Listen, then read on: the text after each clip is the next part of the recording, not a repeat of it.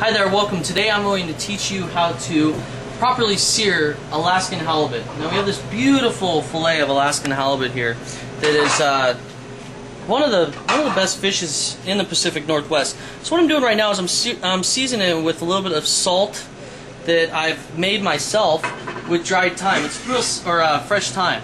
You put fresh thyme and salt, toss it in there, and just let it air dry over 2 or 3 days. And what you end up with is this beautiful herb-infused salt that's really fun to cook with. Now, one of the biggest things of working with searing fish is you want to make sure that you use the right pan. Now, we have these French pans. These things are actually silver when they come to us. But what happens is, over time when you cook with them, they get seasoned and they get really, really nice. So what you want to do is either use this kind of pan, or I really recommend buying a really cheap non-stick pan. Because non-stick pans are relatively inexpensive, and what you can do is the stick starts to come off after a while. So you just buy one for 10 bucks, 12 bucks, and then when it starts to come off, get rid of it. Buy a new one. It's kind of one of those pans that's pretty much disposable. It's one of the only pans that I think is disposable in my kitchen. So what we do is we heat the pan up so there's a little bit of smoke coming off of it, as you can see. And you want to make sure that you heat the pan up with no oil in it. Okay? Then you add your oil. And you add about 2.5 tablespoons of oil there. Swirl it around, make sure it gets in the pores of the... Move it around a little bit. Now, the reason why I moved it around a little bit at the beginning was to get that oil to coat that fish, so we have no sticky. Then we season the other side of the fish.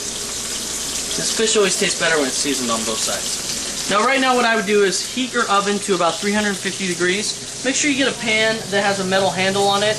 It doesn't have a rubber handle on it that won't melt in your oven, which is a bad thing. And what you want to do is heat your oven to 350, sear it on one side, flip it over, give it about 5 to 7 minutes in the oven at 350 degrees after you flip it over. So what you want to do is, we're cooking it for about, you can almost time it, for about 2 to 3 minutes on one side. And you can actually start to, there's no indication of the fish being golden brown. You kind of got to use your senses of how long it's cooking on one side.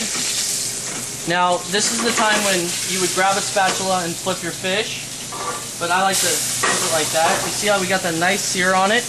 Could have probably gone a little bit longer, but I'm okay with that. Then what we do is take it right down, throw it in our oven, and that's about it.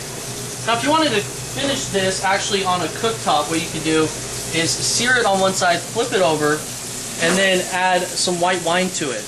Just maybe a ½ cup of white wine, and let it just cook in there.